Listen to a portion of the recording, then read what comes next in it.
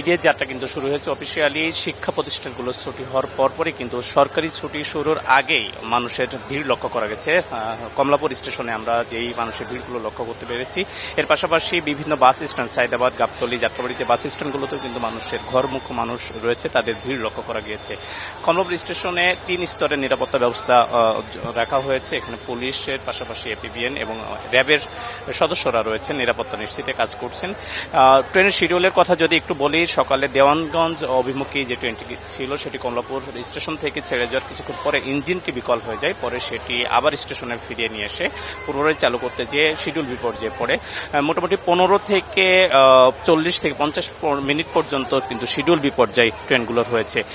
রেলের পক্ষ থেকে যতটুকু বলা হয়েছে যে তারা দ্রুত এই শিডিউলগুলো সঠিক সময়ে নিয়ে আসার চেষ্টা করছেন এবং যাত্রীদের নিরাপত্তার সহ ঘরে ফেরার যে ব্যবস্থা সেটি করার কিন্তু চেষ্টা তারা করে যাচ্ছেন। এই ছিল আমার কাছে সবশেষ খবর। রূপা।